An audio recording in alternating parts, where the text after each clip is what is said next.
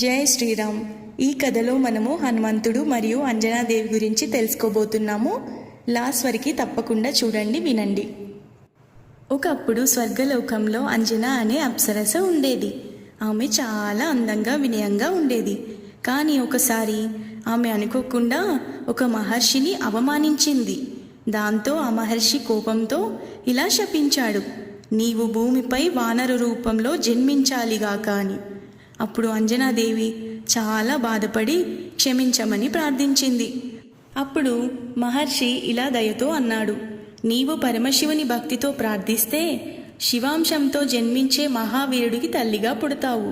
అప్పుడు నీ శాప విమోచనం జరుగుతుంది అని. అప్పుడు ఆ మహర్షి చెప్పినట్లే అంజనాదేవి భూమిపై వానర రూపంలో జన్మించింది. ఆమె కేసరి అనే వానరరాజును వివాహం చేసుకుంది. కానీ ఆమె మనసులో ఎప్పుడూ శివుడిపై భక్తి ఉండేది.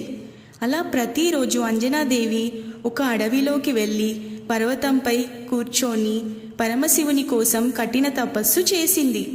ఎన్నో సంవత్సరాలు ఓం నమః శివాయ అని జపిస్తూ భక్తితో ప్రార్థించింది. అలా ఆమె భక్తికి మెచ్చి ప్రసన్నమైన పరమశివుడు ప్రత్యక్షమై ఇలా వరమిచ్చాడు.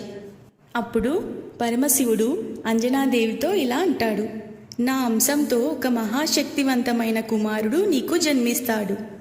అంతేకాకుండా అతను ప్రపంచానికి ధర్మాన్ని కాపాడే వీరుడవుతాడని చెప్పేసి అంజనాదేవికి వరం ఇచ్చేసి శివుడు మాయమైపోతాడు. అలా శివుడి కృపతో వాయుదేవుడు ఆ పవిత్రమైన ప్రసాదాన్ని అంజనాదేవికి ఇస్తాడు. అలా అంజనాదేవి ఆ ప్రసాదాన్ని స్వీకరిస్తుంది. అలా అంజనాదేవికి ఒక అందమైన దివ్య శిశువు హనుమంతుడిగా జన్మిస్తాడు.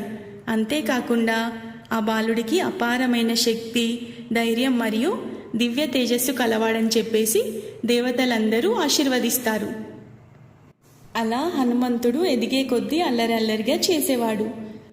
ఒకరోజు హనుమంతుడు అనుకోకుండా ఆకాశంలో ఉదయిస్తున్న సూర్యుడిని చూసి ఎర్రటి పండుగ భావించాడు. వెంటనే ఆ చిన్ని హనుమంతుడు చిరునవ్వుతో ఎగురుతూ ప్రకాశించే సూర్యుడిని పట్టుకోవడానికి ప్రయత్నిస్తున్నాడు.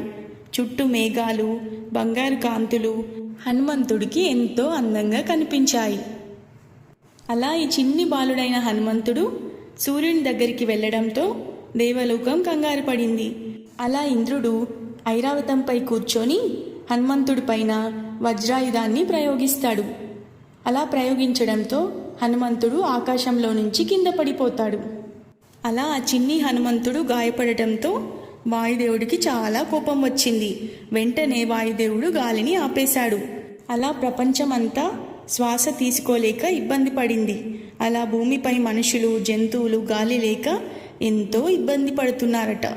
ఆకాశం మొత్తం చీకటిగా గంభీరంగా కనిపిస్తుందట. ఒక్కసారిగా ప్రపంచమంతా అల్లాడిపోవడం చూసి దేవతలు తట్టుకోలేక కంగారు పడుతూ హనుమంతుడి దగ్గరికి వచ్చి హనుమంతుడిని కాపాడి ఎన్నో వరాలు ఇస్తారట. అంతేకాకుండా ఎవ్వరూ ఆయనని జయించలేరని చెప్పేసి ఆశీర్వదించారట.